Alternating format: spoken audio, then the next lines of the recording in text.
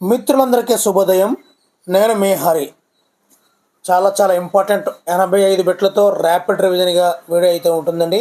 Video నచ్చితే తప్పనిసరిగా like చేయండి. మరి తెలుగు నుంచి 25 బిట్లు, మెథడాలజీ నుంచి 30 బిట్లు, సైకాలజీ నుంచి 30 బిట్లతో మొత్తంగా 85 బిట్లతో ఉంటుందండి. వీడియో నచ్చితే తప్పనిసరిగా లైక్ చేయండి. ఇలాంటి మరిన్ని వీడియోలు కావాలి అంటే ఛానల్ అయితే సబ్స్క్రైబ్ చేసుకోండి. మరి ఇంకెందుకు టాపిక్లకు వెళ్ళిపోదామండి. మొదటి బిట్ చూద్దాము. తెలుగులోని ఆంధ్రప్రదేశ్ సాహిత్య అకాడమీ అవార్డు వచ్చిన నవ్వే పెదవులు ఏడ్చే కళ్ళు, నవ్వే పెదవులు ఏడ్చే కళ్ళు కథా సంపుటిని రచించింది ఎవరు? Answer option D, Kaluvakolanu Sadanandam. Kaluvakolanu Sadanandam. మరి ఆ సదానందం గురించి చూద్దామండి. ఈయన చిత్తూరు జిల్లా పాకాలలో జన్మించారు. 1992లో జాతీయ ఉత్తమ ఉపాధ్యాయుడిగా ఎవరండి? కలువకొలను సదానందం జాతీయ ఉత్తమ ఉపాధ్యాయుడిగా ఎంపికయ్యారండి.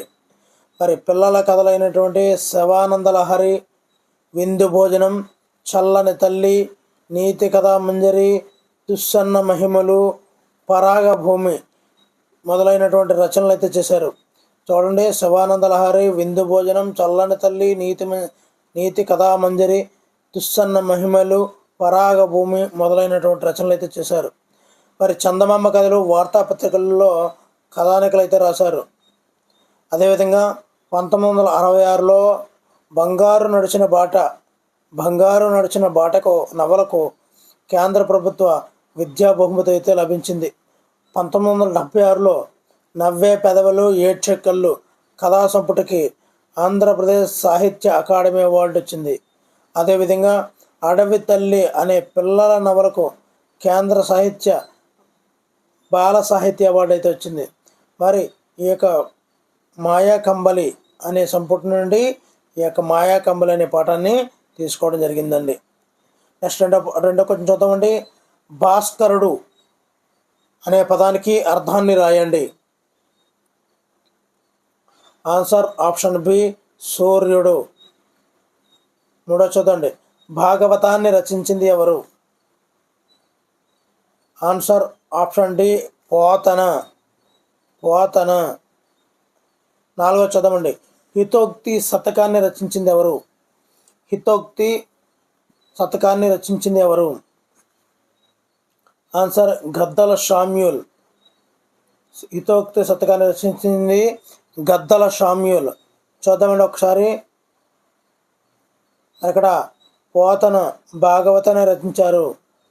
పక్కి అప్పలనరసయ్య కుమారి శతకం, మారద వెంకయ్య భాస్కర్ శతకం, పోతులూరు వీరబ్రహ్మం కాళికాంబా సప్తసతి, గువ్వల చెన్నా శతకం, ఏనుగు లక్ష్మణ కవి, సుభాషిత రత్నావళి, చుక్కాకోటి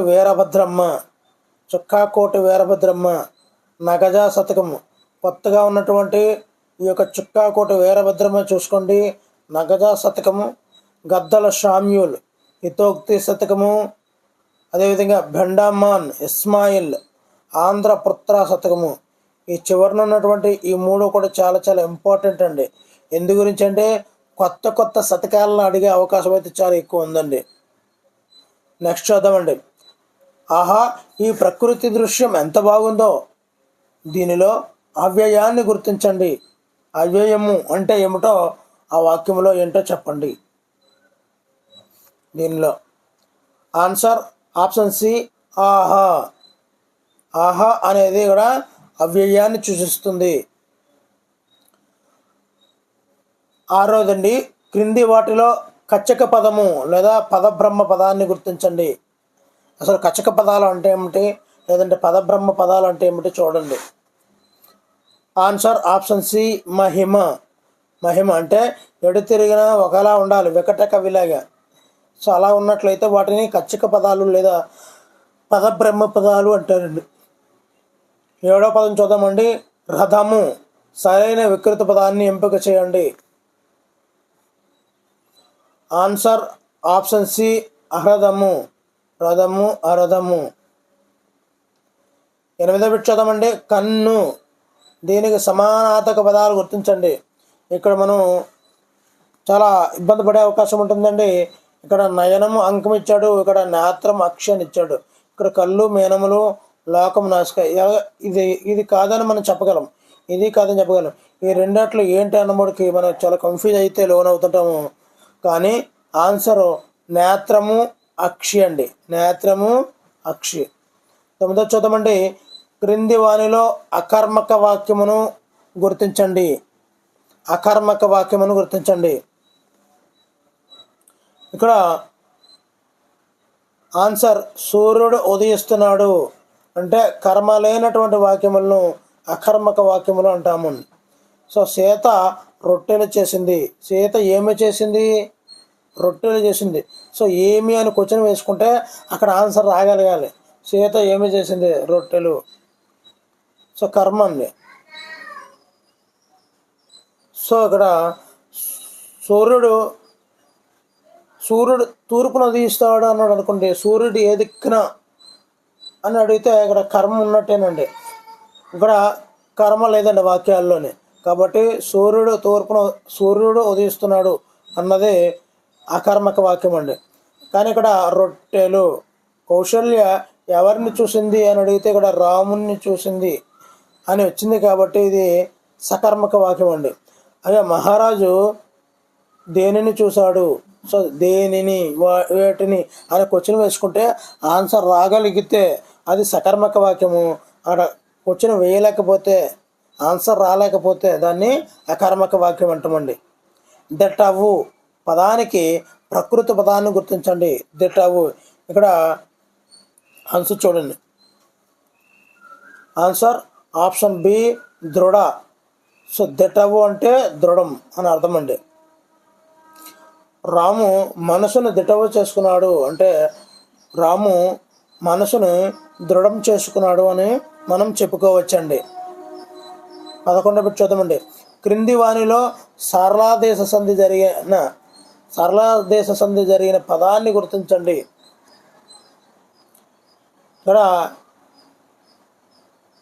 ఇక్కడ ఆన్సర్ తల్లిదండ్రులు అండి.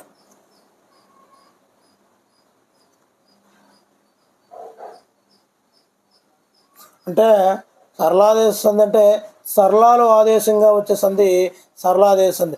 అసలు సరళాలు అంటే గజడ దెబ్బలు అండి, గజడ దెబ్బలు. మరి దేనికి ఆదేశంగా రావాలి? కచ్చట తప్పలకు అనే పరుసాలకు ఆదేశంగా సరళాలైనటువంటి గజడ దెబ్బలు వచ్చినట్లయితే దానిని మనం సరళాదేశ సంధి అంటామండి. ఇక్కడ గజడ దెబ్బల్లో ఏ అక్షరం కనిపిస్తుంటే మనకు చూస్తే ఇక్కడ నకారపులు ఉంటుందండి. కాబట్టి ఇది కాదండి. తల్లిదండ్రులు అనేది సరళాదేశ సంధిని సూచిస్తుందండి. మరి ఇక్కడ 12వ చూద్దామండి. సప్త అధోలోకాలలో లేనిది ఏమిటి? సప్త అధోలోకాలలో లేనిది ఆన్సర్ ఆప్షన్ సి జనోలోకం అండి. జనోలోకము మొత్తం జనోలోకం అవుతుందండి. ఇక్కడ మనము చతుర్దశ భువనాలు అంటే 14 లోకాలండి. చతుర్దశ భువనాలు అంటే 14 లోకాలు. అందులో సప్త అధోలోకాలు 7 ఉంటాయండి, సప్త ఊర్ధ్వలోకాలు 7 ఉంటాయండి. ఇది 7th క్లాస్ తెలుగు టెక్స్ట్ బుక్లో ఉంటుందండి చూసినట్లయితే. మరి సప్త అధోలోకాలు తలం అని ఉంటుందండి. అధోలోకాల్లో అధో అంటే తలం. అతలం, వితలం, సుతలం, తలాతలం, రసాతలం, మహాతలం, పాతాళం ఇవన్నీ కూడా సప్త అధోలోకాలండి. మరి ఊర్ధ్వలోకాలకు వచ్చేసరికి లోకంలోకి వస్తుందండి. లోకం అనే పేరు కనిపిస్తుంది. భూలోకం, భువర్లోకం, సువర్లోకం, మహర్లోకం, జనోలోకం, తపోలోకం, సత్యలోకం ఈ విధమైనటువంటి 7 సప్త ఊర్ధ్వలోకాలు, సప్త అధోలోకాలు ఉంటాయండి. మొత్తంగా కలిపి చతుర్దశ భువనాలు అంటామండి. 14 లోకాలు ఉంటాయండి. ఇదండి మ్యాటర్. మరి ఇదండి మ్యాటర్. సప్త అధో లోకాలలో లేనిది ఇక్కడ అన్ని తలాలు ఇచ్చాడు కాబట్టి ఇది జనోలోకము అనేది ఆన్సర్ అవుతుందండి. మరి 13వ చూద్దామండి. క్రింది వానిలో నిషేధార్థక వాక్యాన్ని గుర్తించండి. నిషేధార్థక వాక్యాన్ని గుర్తించండి. ఆన్సర్ వర్షంలో తడవకండి, నిషేధించినాడు. అంటే ఒక పనిని చేయొద్దు అని చెప్పడము నిషేధార్థక వాక్యము. మరి ఆ చిత్రం ఎంత బాగుందో అది ఆశ్చర్యార్థక వాక్యం. నువ్వు ఊరికి వెళ్తావా అనేది ప్రశ్నార్థక వాక్యం. మీరు లోపలికి రావచ్చు అన్నది అనుమత్యార్థక వాక్యం అండి. ఓకేనండి. 14 బిట్ చదవండి. క్రింది వానిలో కర్మని వాక్యాన్ని గుర్తించండి. ఇక్కడ మనం బాగా అబ్జర్వ్ చేసుకున్నట్లయితే కర్మని వాక్యంలో వాల్మీకిచే రామాయణం రచించబడింది. రామాయణాన్ని వాల్మీకి రచించారు, ఇది కర్తర వాక్యం. లేదంటే వాల్మీకి రామాయణాన్ని రచించాడు, ఇది కూడా కర్తర వాక్యం. కానీ ఎప్పుడైతే చే అని వచ్చిందో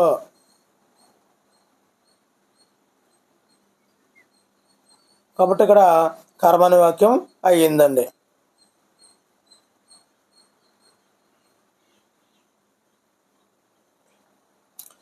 నెక్స్ట్ పెట్టండి 15వది. క్రింది వాక్యాలలో ఉత్తమ పురుష వాక్యాన్ని గుర్తించండి. మరి దీని గురించి ఆల్రెడీ గత వీడియోలో చెప్పడం జరిగిందండి, ఉత్తమ పురుష వాక్యం గురించి. ఇది 8వ తరగతి టెక్స్ట్ బుక్లో ఉంటాయండి. మరి చూద్దామండి. ఆన్సర్ బి అండి. నేను ప్రతిరోజు పాఠశాలకు వెళతాను అనేది ఉత్తమ పురుష వాక్యం అండి. ఎలా గుర్తుపెట్టాలండి అంటే నేను, ఇది నా గురించి నేను చెప్పుకుంటుంటే అది ఉత్తమ పురుష వాక్యానికి సంబంధించిందండి. ఓకేనండి. ఉత్తమ పురుష వాక్యం గుర్తించడం అంటే నా గురించి నేను చెప్పినట్లయితే అది ఉత్తమ పురుష వాక్యం. ఇక్కడ 16 బిట్ చదవండి. నకారాన్ని ఏమని అంటారు? నకారాన్ని ఏమని అంటారు? ఆన్సర్ ఆప్షన్ ఏ ధృతము. ధృతము అంటామండి. 17 బిట్ చదవండి. శరత్ పాఠం చదువుతూ నిద్రపోయాడు. పాఠం చదువుతూ నిద్రపోయాడు. ఇక్కడ భూతకాలిక అసమాపక క్రియ అండి. ఇది క్రియ అసమాపకంగా ఉంది కానీ భూతకాలంలోకి ఉంది. సో ఎప్పుడైతే భూతకాలం ఉందో అది క్వార్థకం అవుతుందండి. ఆన్సరు ఆప్షన్ ఏ క్వార్థకం అవుతుందండి. 18వదండి. క్రింది వాటిలో నిత్య ఏకవచనాలు ఏది? నిత్య ఏకవచనాలు ఏది? ఆన్సర్ ఆప్షన్ ఏ ఇనుము అండి. ఇలాంటి బంగారం, వెండి, ఇనుము. సో కానీ దీన్ని ఇనుములు అనలేం కదండి. అదేవిధంగా బంగారాలు, వెండులు అని అనలేం. ఎక్కువ ఉన్నా కూడా వెండి అని అంటాం. 10 తులాలు ఉంది వెండే, 10 తులాల బంగారం ఉంది వెండే. మరి ఇనుము టన్నులు ఉంది, అయినా ఇనుమే, ఐరనే, అంతే తప్ప దానికి బహువచనం అనేది ఉండదు. దీనిని మనము నిత్య బహువచనం అంటామండి. ఉలవలు, కందులు. అదే నిత్య ఏకవచనం కింద మార్చలేం, ఉలవ చదవలేం మనం. కాబట్టి ఇది నిత్య బహువచనం అండి. ఇది చూసినట్లయితే నిత్య ఏకవచనం అండి. 19 పెట్టండి. ముగుద పదానికి సరైన ప్రకృతి పదాన్ని గుర్తించండి. ముగుద పదానికి సరైన ప్రకృతి పదం. ఆన్సర్ ఆప్షన్ ఏ ముగ్ధ. ముగుద. 25 చూద్దామండి. కట్టెదుట అనే పదానికి సరైన పద విభజనను గుర్తించండి. కట్టెదుట పదానికి సరైన పద విభజనను గుర్తించండి. ఆన్సర్ ఆప్షన్ సి కడు ప్లస్ ఎదుట. 21 బిట్ చూద్దామండి. త్రికములు అనగా ఏమి? త్రికములు అనగా ఇక్కడ అన్నీ కూడా కన్ఫ్యూజ్గా ఉంటాయండి. మరి ఆన్సర్ ఆప్షన్ బి ఆ ఈ ఏ అనే వాటిని మనము త్రికములు అంటామండి. 22దండి.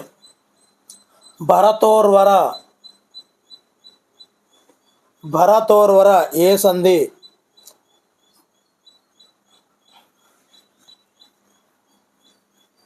ఆన్సర్ ఆప్షన్ సి గుణసంధి అండి. గుణసంధి అంటే ఎలా గుర్తుపెట్టుకోవాలి? ఏఓఆర్లను గుణాలు ఉంటాయండి. ఏఓఆర్ ఓ ఓ వచ్చింది కాబట్టి గుణసంధి అండి. నెక్స్ట్ అండి 23ది కర్మని వాక్యాలలో ఏ విభక్తి వస్తుంది? కర్మని వాక్యాలలో ఏ విభక్తి వస్తుంది? ఇందాక చెప్పుకున్నామండి. మరి కర్మని వాక్యాలలో రాముడి చేత చంపబడ్డాడు అంటే ఇక్కడ చేత అని వచ్చింది కాబట్టి చేత అనేది చేతంచేన్ తోడతో తృతీయ విభక్తి అండి. 24 చూద్దామండి. పండిత పరమేశ్వర శాస్త్రి వీలునామా అనే రచనకు కేంద్ర సాహిత్య అకాడమీ అవార్డు ఎవరికి వచ్చింది? పండిత పరమేశ్వర శాస్త్రి వీలునామా. ఆన్సర్ త్రిపురనేని గోపీచంద్. 25వ బిట్టండి. మరి తెలుగులో చివరి బిట్టండి. కుమార శతకాన్ని రచించింది ఎవరు? కుమార శతకాన్ని రచించింది ఆప్షన్ డి పక్కి అప్పల నరసయ్య అండి. పక్కి అప్పల నరసయ్య. ఇప్పుడు మ్యాథ్స్ మెథడాలజీలో బిట్లను చూద్దామండి. చాలా గత పరీక్షల్లో వచ్చినటువంటి బిట్లను ఇప్పుడు మనం తెలియజేయడం జరుగుతుంది. ఇక్కడ చూద్దామండి. గణితంలో మొదటిదండి, ట్రైమెథడ్స్లో మొదటిదైనటువంటి గణితంలో మొదటి బిట్ అండి. ఇది టెట్ 2018లో పడ్డదండి. గణితం అంటే పరమాణు శాస్త్రం అని నిర్వచించింది ఎవరు? Answer option 3 Aristotle. గణితం అంటే పరమాణు శాస్త్రం అని చెప్పింది అరిస్టాటిల్. రెండో చూద్దామండి. గణితం అంటే అవసరమైన నిర్ధారణలను రాబట్టే శాస్త్రం అని నిర్వచించింది. ఇది డిఎస్సిలోని టెట్లో కూడా పడ్డదండి. అంటే అవసరమైన నిర్ధారణలను రాబట్టే శాస్త్రం అని చెప్పింది ఆన్సర్ ఆప్షన్ 2 బెంజమిన్ పియర్స్ అండి. ఏంటండి? అవసరమైన నిర్ధారణలను రాబట్టే శాస్త్రమే గణితం అని చెప్పింది బెంజమిన్ పియర్స్. మూడో చూద్దామండి. సంఖ్యారాశుల మాపనాల విజ్ఞానమే గణితం అని నిర్వచించిన వారు ఎవరు? ఇది కూడా 2019లో డిఎస్సిలో వచ్చిందండి. మరి ఆన్సర్ ఆప్షన్ 2 బెల్ అండి. సంఖ్యారాశుల మాపనాల విజ్ఞానమే గణితం అని చెప్పింది బెల్. నెక్స్ట్ అండి. గణితం అంటే పరోక్ష మాపన శాస్త్రం అని నిర్వచించిన వారు ఎవరు? Answer option 2 August కోమ్టే. ఇది కూడా 2019లో డిఎస్సిలో వచ్చిందండి. గణితం అంటే పరోక్ష మాపన శాస్త్రం అని చెప్పింది ఆగస్ట్ కోమ్టే. 5వ బిట్ చూద్దామండి. అరిస్టాటిల్ నిర్వచనం ప్రకారం గణితం అంటే ఇది టెట్ 2018లో పడ్డదండి. ఆన్సర్ ఆప్షన్ 2 పరమాణు శాస్త్రం అండి. 36వ బిట్ చూద్దామండి. 6వ బిట్ చూద్దామండి. గణితం మెథడాలజీలో సకల శాస్త్రాలకు మూలం ద్వారం లాంటిది గణితం. అన్ని శాస్త్రాలకు మూలం ద్వారం లాంటిది గణితమే అని చెప్పింది ఎవరు? ఆన్సర్ ఆప్షన్ 3 బేకన్ అండి. బేకన్. మరి 7వ బిట్ చూద్దామండి. బెంజమిన్ పియర్స్ నిర్వచించినటువంటి గణితం అంటే ఏమిటి అని క్వశ్చన్ అయితే రావడం జరిగింది. బెంజమిన్ పియర్స్ డిఎస్సిలో కూడా పడ్డదండి. ఆన్సర్ ఆప్షన్ 4 అవసరమైన నిర్ధారణలను రాబట్టే శాస్త్రం. సార్ ఇందాక ఇలాంటి బిట్ వచ్చింది కదా సార్ అంటారు. యాక్చువల్గా డిఎస్సి కానీ టెట్ కానీ ఎగ్జామ్స్లో ఈ యొక్క చాలా సెషన్స్గా జరుగుతుంటుందండి. చాలా సెషన్స్గా అయితే జరుగుతుంటుంది. అలాంటి సెషన్లో జరిగినప్పుడు ఒక బిట్ని 2 రకాలుగా అడుగుతారు. ఎందుకంటే బిట్స్ను వేగంగా మార్చడానికి అయితే ఇష్టపడరండి. అలా మారిస్తే మరలా ఒక సెషన్ వరకు ఎక్కువ మార్కులు, ఒక సెషన్ వరకు తక్కువ మార్కులు వచ్చే అవకాశం ఉండడంతో ఒక బిట్ని 2-3 రకాలుగా అడుగుతారు. సో మా మిత్రులు, మా యొక్క డిఎస్సి సబ్స్క్రైబ్స్ అందరూ కూడా ఎక్కడ మిస్ అయిపోతారని చెప్పి ఆ బిట్ని ఈ బిట్ని కూడా కవర్ చేయడం అయితే జరుగుతుందండి. మరి 8వ చూద్దామండి. మరి వాస్తవ సాక్ష్యాలను ఒక క్రమ పద్ధతిలో ప్రదర్శించి ఒక విషయం సత్యం అని నిరూపించడానికి సూచించే గణిత సత్య నియమం ఏది? ఆన్సర్ సంబద్ధ సత్య నియమం అండి. సో ఒక విషయం సత్యం అని నిరూపించడానికి ఒక కమ్మ పద్ధతిలో వాస్తవ సాక్ష్యాలన్నింటిని కూడా సూచించే గణిత సత్య నియమమే సంబద్ధత. నెక్స్ట్ 9వ బిట్ చూద్దామండి. ఆర్యభట్టను నలంద విశ్వవిద్యాలయానికి కులపతిగా నియమించిన రాజు ఎవరు? ఇది టట్ 2018లో పడ్డదండి. ఆర్యభట్టను నలంద విశ్వవిద్యాలయానికి కులపతిగా నియమించిన రాజు. ఆన్సర్ ఆప్షన్ 3 బుద్ధగుప్తుడు అండి. బుద్ధగుప్తుడు. 10వ బిట్ చూద్దామండి. అంటే 40వ బిట్ అండి ఇది. భాస్కరాచార్య 2 రాసిన ఈ పుస్తకం పరిచయం దేనిలోకి ఏ భాషలోకి అనువదించబడింది? ఆన్సర్ ఆప్షన్ 2 సిద్ధాంత శిరోమణి. సిద్ధాంత శిరోమణి. ఇప్పుడు సైన్స్ మెథడాలజీలోకి వెళ్దామండి. మరి ఇది 41వ బిట్ అండి. మరి సైన్స్ మెథడాలజీలో అయితే ఇది 11వ బిట్ అండి. సైన్స్ అనే పదం ఈ భాష నుండి ఉద్భవించింది. ఇది డిఎస్సి 2019లో వచ్చిందండి. మరి ఆన్సర్ ఆప్షన్ 2 లాటిన్ భాషా పదం అండి. సైన్స్ అనే పదము లాటిన్ భాషా పదం నుండి ఉద్భవించిందండి. సెన్సియా అనే లాటిన్ భాషా పదం నుండి వచ్చిందండి. విజ్ఞాన శాస్త్రం మనం ఎలా ఉండాలో నేర్పే జ్ఞానరాశి. విజ్ఞాన శాస్త్రం మనం ఎలా ఉండాలో నేర్పే జ్ఞానరాశి అని నిర్వచించిన వారు ఎవరు? ఆన్సర్ ఐన్స్టీన్ అండి. జ్ఞానరాశి ఐన్స్టీన్. నెక్స్ట్ చూద్దామంటే 13వ బిట్టు. విజ్ఞాన శాస్త్రం జ్ఞాన విభాగాన్ని మరియు జ్ఞానాన్ని సంపాదించి పరిష్కృతం చేసే ప్రక్రియలు రెండింటినీ కలిగి ఉంటుంది అనే నిర్వచనాన్ని ఇచ్చిన వారు ఎవరు? ఇది డిఎస్సి 2019కి సంబంధించిన బిట్ అండి. ఆన్సర్ ఆప్షన్ 1 ఫ్రెడరిక్ ఫ్రిడ్జ్ ప్యాట్రిక్. 14వ బిట్ అండి. ప్రకృతిలోని జీవరాశులను వాటి మధ్య ఉన్న పోలికలు తేడాలను బట్టి సమూహాలుగా చేయడం అనేది. సో పోలికలు తేడాల బట్టి సమూహాలు చేయడం అనేది ఏమిటి? ఆన్సర్ ఆప్షన్ సి వర్గీకరణం. దీన్ని మనం టెట్ 2018లో రావడం జరిగిందండి. దీన్ని సమూహాలుగా వేరు చేయడం అనేది ఇక్కడ వర్గీకరణం అంటామండి. 15 బిట్ చూద్దామండి. క్రింది వాణిలో ఒకటి విజ్ఞాన శాస్త్రం యొక్క సంశ్లేషణాత్మక నిర్మాణంలో పొందుపరచబడింది. ఆన్సర్ ఆప్షన్ సి అన్వేషణ. 16 బిట్ అండి. లోహాలు శుతిమెత్తనివి మరియు సాగే గుణం కలవి. ఈ ప్రవచనం దీనిలో పరిశీలన కాదండి, సూత్రము కాదు, పరిపాలన కాదు. ఇక్కడ ఆన్సర్ అయితే ఒక భావన అండి. ఒక కాన్సెప్ట్ అనేది అనుకోవడము. ఒక ప్రవచనాన్ని అంటే మనం అనుకోవడాన్ని ప్రవచనం అంటాము. ఒక భావన అది. సిద్ధాంతం అనగా ఏమిటి? ఇవన్నీ కూడా డిఎస్సిలో వచ్చినవనండి. పక్కన రాయడం అయితే మిస్ అయింది. ఆన్సర్ క్రియాశీలమై ఉంటుంది. సిద్ధాంతం అనేది క్రియాశీలమై ఉంటుందండి. 18 బిట్ చదవండి. యథార్థాల విధులకు సంబంధించి క్రింది వాణిలో ఒకటి సరైంది కాదు. యథార్థాల విధులకు సంబంధించి ఆన్సర్ ఆప్షన్ 3 ప్రస్తుతం ఉన్న సిద్ధాంతాలను యథార్థాలు ప్రభావితం చేయలేవు. యథార్థాలు ప్రభావితం చేయలేదు. ఇది సరైనది కాదండి. మరి ఏం సరైనదో చూద్దామండి. యథార్థాలు సిద్ధాంతాలకు నాంది పలుకుతాయి. అదేవిధంగా యథార్థాలు సిద్ధాంతాన్ని పునర్నిర్వచించి స్పష్టతను చేకూరుస్తాయి. ఇప్పుడు నవగ్రహాలు అనేది మనం ఇప్పటి వరకు అనుకున్నామండి 9 గ్రహాలు ఉన్నాయి అని. కానీ యథార్థం అనేది ఒకటి వచ్చింది. సో ఫ్లూటో సరిగ్గా తిరగడం లేదు. ఇప్పుడు మనకున్నాయి నవగ్రహాలు కాదు 8 గ్రహాలు అని. సో నవగ్రహ సిద్ధాంతాన్ని తీసేసి పునర్నిర్వచించి స్పష్టతను చేకూర్చి అష్టగ్రహ కూటమే ఉంది అని చెప్పడం జరిగిందండి.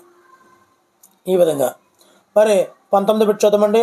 480 మొక్కలను గుర్తించినటువంటి థియోఫ్రాస్టస్ రచించిన పుస్తకం ఏమిటి? అందులో ఎన్ని మొక్కలను గురించి రాయడం జరిగింది? సో ఈ విధంగా వస్తుంటాయండి. హిస్టోరియా ప్లాంటారం అనే పుస్తకాన్ని అయితే రచించడం జరిగిందండి. మరి అక్కడ డైనమైట్ను కనుగొన్నది ఎవరు? డైనమైట్ కనుగొన్నది ఎవరు? Answer option 1 Alfred Nobel. Alfred Nobel. Next bit చూద్దామండి. ప్లాస్టిక్ సర్జరీ మరియు సిజేరియన్ను వివరించిన గ్రంథం. మరి ఇప్పుడు సిజేరియన్ ఎప్పుడు వచ్చింది అనుకుంటున్నాము, కానీ అది పాతదండి. అది ఎప్పుడు వచ్చింది చూద్దామండి. సుశ్రుత సంహితలో ఈ యొక్క ప్లాస్టిక్ సర్జరీ సిజేరియన్ గురించి వివరించినటువంటి ప్రాచీన గ్రంథం ఉందండి. మనం అన్నీ కూడా ఇప్పుడు కనిపెట్టామని ఫీల్ అవుతుంటాము, కానీ ఇవన్నీ కూడా ప్రాచీన గ్రంథాల్లో ఎప్పుడో వివరించారు. నెక్స్ట్ మెథడాలజీలో చివరిదైనటువంటి సాంఘిక శాస్త్రంలో ఇంపార్టెంట్ బిట్స్ అండి. ఇది ఏ సంవత్సరంలో పడ్డాయో ఇస్తున్నానండి. ఇక్కడ రాయడం అయితే లేదు, కొద్దిగా టైం లాగ్ అవుతుందన్న ఉద్దేశంతోనే, కానీ ఖచ్చితంగా పడ్డాయి మాత్రం మేము ముందుంచుతున్నానండి. సాంఘిక శాస్త్రం అంటే చారిత్రక, భౌగోళిక, సామాజిక విషయాల అంతర సంబంధాల అధ్యయనం అని పేర్కొన్నవారు ఎవరు? అంతర సంబంధాల అధ్యయనం అని పేర్కొన్నది ఆన్సర్ ఆప్షన్ 1 జేమ్స్ హెమ్మింగ్. అంతర సంబంధాలు జేమ్స్ హెమ్మింగ్. నెక్స్ట్ చూద్దామండి. సాంఘిక శాస్త్రం అనగా మానవుని గురించి భూత, వర్తమాన, భవిష్యత్తు కాలాలలో మరియు అతని చుట్టూ గల సాంఘిక భౌతిక పరిసరాలతో అతని ప్రతి చర్యల గురించి అధ్యయనం చేసేది అని పేర్కొన్నది ఎవరు? Answer option 3 జేయు Michaels.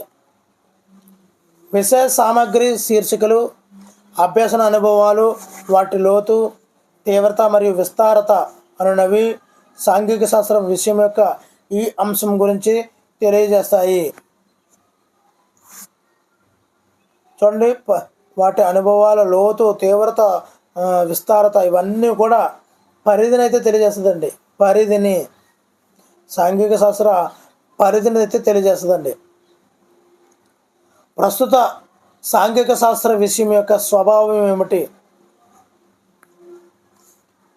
Answer option 3 అండి. చరిత్ర, భూగోళం, పౌరనీతి, ఆర్థిక శాస్త్రం ఇవన్నిటి నుంచి గ్రహించి సమైక్యపరచబడినటువంటి సముచితమైన ప్రధాన అభ్యసన అనుభవాలు.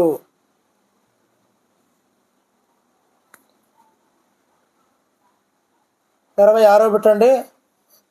విద్యార్థి అతని పరిసరాలలో గల సంస్థలతోనూ వ్యక్తులతోనూ సృజనాత్మక, స్నేహపూర్వకమైన కార్యక్రమాలతో ఏర్పరచుకునే సంబంధం సాంఘిక శాస్త్రం అధ్యయనం చేస్తుంది అని నిర్వచించిన వారు ఎవరు?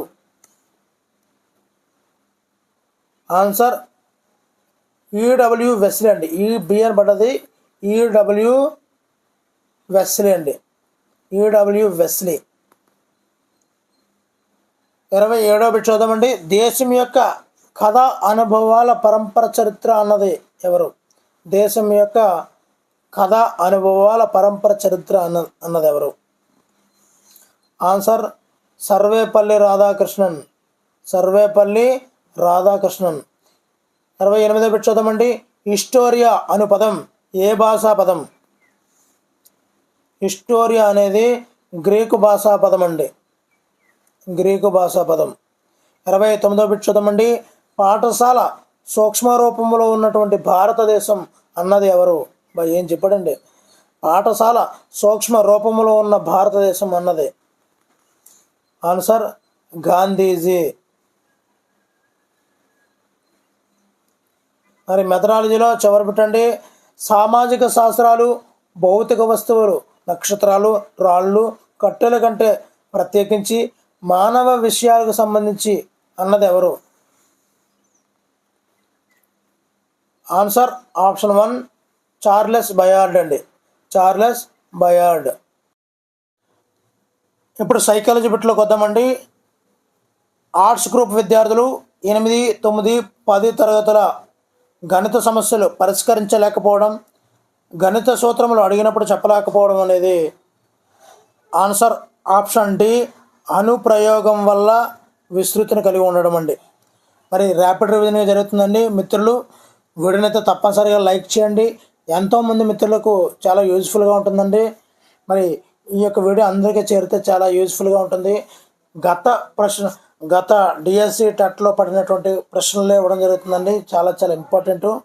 మరి మిత్రులు గమనించాలి.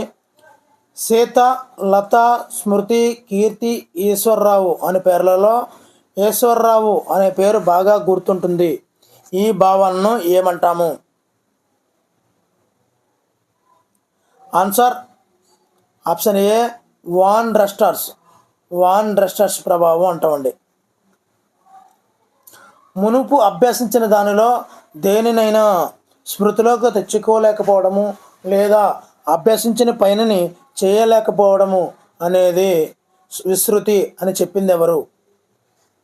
అంటే మునుపు అభ్యసించిన దానిలో దేన్ని కూడా స్మృతిలోకి తెచ్చుకోలేకపోవడము లేదంటే పనిని చేయలేకపోవడం అని చెప్పింది ఎవరు? ఆన్సర్ ఆప్షన్ బి మన్ అండి. Mann.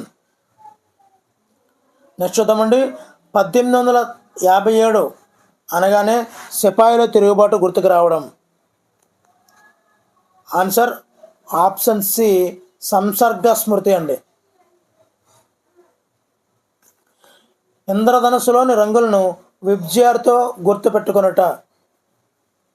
Answer option C mnemonics అంటే కొండ గుర్తులు అని అర్థం అండి.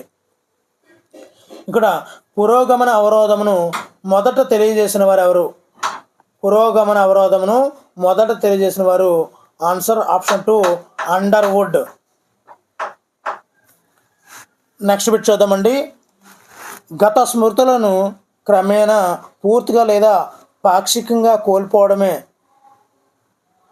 గత స్మృతులను పూర్తిగా లేకపోతే పాక్షికంగా కోల్పోవడాన్ని ఏమంటాము? ఆన్సర్ ఆప్షన్ 2 అమ్నీషియా అంటామండి. 8వ బిట్టు. మల్లెపూలను చూసినంతనే చాలా కాలంగా దూరంగా ఉన్న తన భర్త తన దగ్గరగా ఉన్నప్పుడు చూపించే ప్రేమానురాగాలు గుర్తుకు రావడము. ఆన్సర్ ఆప్షన్ 2 రెడెంటిగ్రేటివ్ స్మృతి. స్వల్పకాలిక స్మృతి యొక్క గరిష్ట కాల పరిమితి. ఆన్సర్ 20 నుండి 30 సెకండ్లు. సైకాలజీలో 10వ బిట్ అండి. వ్యక్తి తన పుట్టిన తేదీని గుర్తుపెట్టుకోవడం అనేది చాలా చాలా ఇంపార్టెంట్ బిట్ అండి. కన్ఫ్యూజ్ అయ్యే బిట్ కూడా ఇది. ఆన్సర్ ఆప్షన్ డి శాశ్వత స్మృతి అండి. దీని యొక్క ఆన్సరు శాశ్వత స్మృతి. వ్యక్తి తన పేరును గుర్తుంచుకోవడము, అదేవిధంగా పుట్టిన తేదీని గుర్తుంచుకోవడము, వివాహ తేదీని గుర్తుంచుకోవడం, ఆత్మీయులైనటువంటి వాళ్ళ పేర్లు గుర్తుకు రావడం, ఇవన్నీ కూడా శాశ్వత స్మృతి లేకపోతే శాశ్వత స్మృతి అని అంటామండి. లేకపోతే దీర్ఘకాలిక స్మృతి కూడా అంటామండి. ఓకేనండి. శాశ్వత స్మృతి లేదా దీర్ఘకాలిక స్మృతి అంటామండి. ఈ రెండు కూడా ఒకటేనండి. దీర్ఘకాలిక స్మృతికి మరో పేరే శాశ్వత స్మృతి అండి. 11వ బిట్ అండి. పునరభ్యాసనమును పొదుపు పద్ధతి అన్నవారు ఎవరు? Answer option 1 Ebbinghaus. 12వదండి. డెజావు అనేది ఏ భాషా పదము? ఆన్సర్ ఆప్షన్ 3 ఫ్రెంచ్ భాషా పదము. అన్వేషణ అభ్యాసనం ద్వారా గ్రహించిన విషయాలు ఈ స్మృతికి ఉదాహరణలు. ఆన్సర్ ఆప్షన్ 3 క్రియాత్మక స్మృతి. అన్వేషణ అభ్యాసనం క్రియాత్మక స్మృతి. 14 పెట్టండి. ఆర్కిమిడీస్ సిద్ధాంత రీత్యా 1-2 సార్లు చదివి గుర్తుపెట్టుకున్న విద్యార్థి స్మృతి ఏమిటి? ఆన్సర్ నిష్క్రియాత్మక స్మృతి. ఇక్కడ విద్యార్థి పాసివ్గా ఉంటూ ఓన్లీ 1-2 సార్లు అలా చదువుతూ యాక్టివ్గా ఉండకుండా నిష్క్రియాత్మక స్మృతి నేర్చుకుంటాడండి. 15వ పెట్టండి. పూర్తిగా చేసిన పనుల్లో కంటే మధ్యలో వదిలేసిన విషయాలు బాగా గుర్తుండే భావాన్ని ఏమంటాం?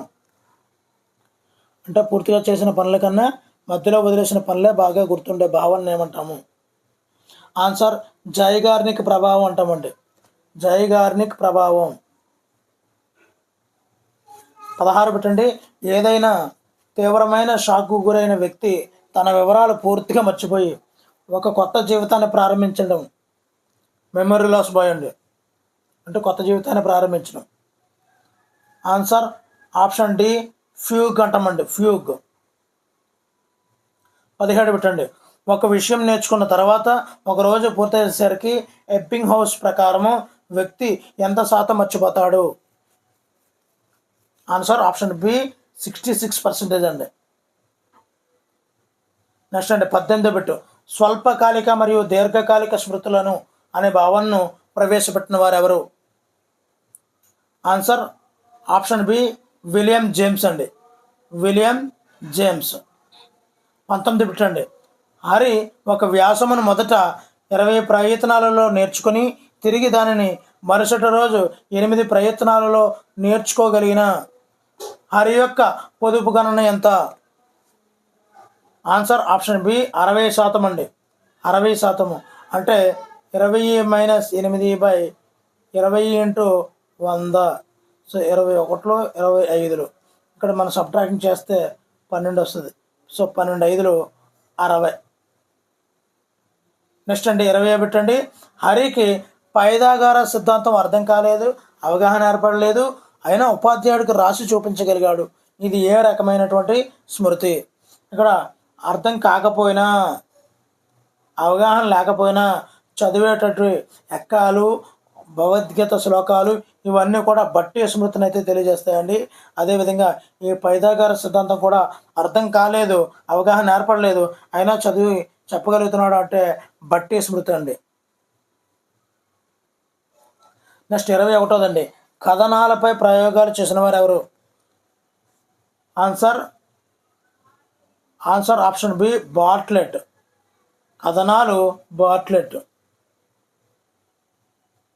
నెక్స్ట్ బిట్ చూద్దామండి. ద రిమెంబరింగ్ గ్రంథ రచయిత ఎవరు? మరి ఆన్సర్ తెలుస్తుంటే కామెంట్లు అయితే చేస్తుండండి, ఎంతో బాగా ఉపయోగపడుతుంటాయి. ఆన్సర్ ఆప్షన్ డి బార్ట్లెట్ అండి, ద రిమెంబరింగ్ బార్ట్లెట్. అదేవిధంగా ఇక్కడ కథనాలపై ప్రయోగం చేసింది కూడా బార్ట్లెట్. ఆ కథనాలను మనం ఏం చేయాలండి? కథలను ఏం చేయాలి? మనం గుర్తుంచుకోవాలి, అంటే ద రిమెంబరింగ్. ఇవన్నీ కూడా బార్ట్లెట్ అండి. ఈ కథలను మనం రిమెంబరింగ్ చేసుకోవాలి. మనం అంటే గుర్తుంచుకోవాలి. రిమెంబర్ అంటే గుర్తుంచుకోవడం కదా, రిమెంబర్ ఫార్గెట్ అంటే మర్చిపోవడం. సో రిమెంబరింగ్ అంటే గుర్తుంచుకోవడం కథలను. ఎవరు? బార్ట్లెట్ అనమాట. 23 బిట్ చూద్దామండి. సంకేత రూపంలో భద్రపరిచిన 1 గ్రాములలోని సమాచారాన్ని డీకోడింగ్ చేసి తిరిగి అసలు రూపంలోకి పునరుత్పత్తి చేయడమే. ఆన్సర్ ఆప్షన్ సి రిట్రైవల్ అంటామండి, రిట్రైవల్. 24 బిట్ చూద్దామండి. గతం స్మృతి అని, వర్తమానం అవధానం అని, భవిష్యత్తు ప్రతిక్షణం అని భావించిన వారు ఎవరు? ఆన్సర్ ఆప్షన్ ఏ అరిస్టాటిల్. అరిస్టాటిల్ ఏం చెప్పాడండి? గతం స్మృతి అంటే మీ యొక్క డిఎస్సిలో 5 సంవత్సరాలు స్మృతిని కలిగి ఉండాలి, గుర్తుంచుకోవాలి. వర్తమానం అవధానంతో ఉండాలి. మీరందరూ కూడా వర్తమానంలో ఉన్నారు, ప్రస్తుతం అటెన్షన్తో ఉండాలి. నీరు గారిపోకూడదు. డిఎస్సి ఇంకా వస్తుందా రాదా, ఇంకా చాలా రోజులు ఉందా లేదా అనే మీమాంసలో ఉండకుండా అటెన్షన్ అవధానంతో ఉండాలి. వర్తమానం.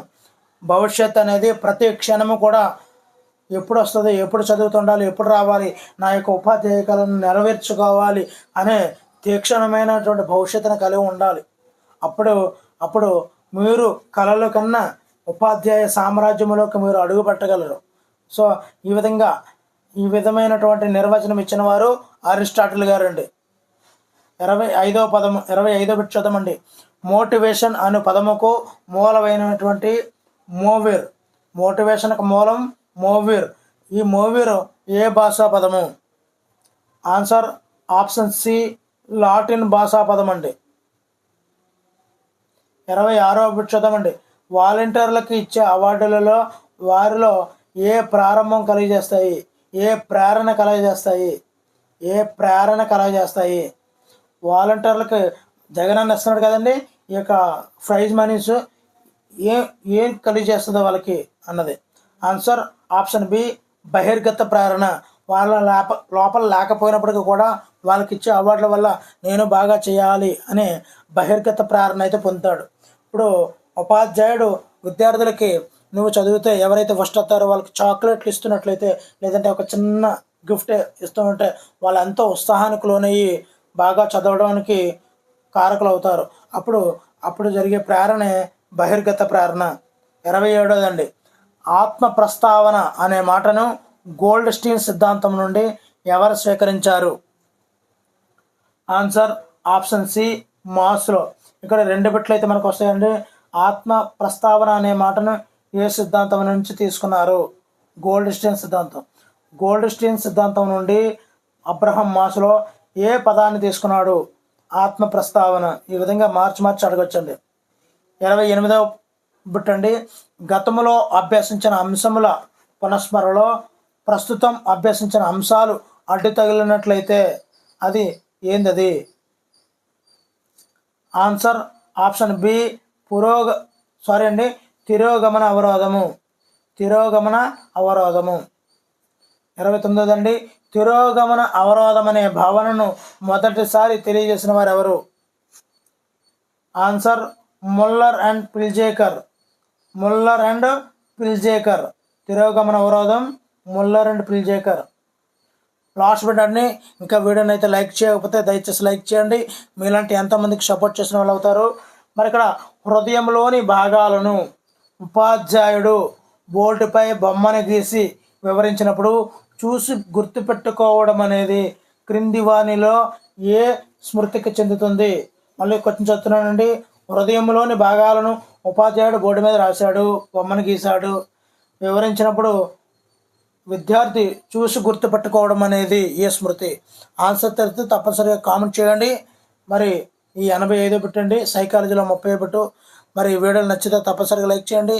ఇలాంటి మరిన్ని వీడియోల కోసం ఛానల్ అయితే సబ్స్క్రైబ్ చేసుకోండి. Thank you for watching. Me Hari signing out.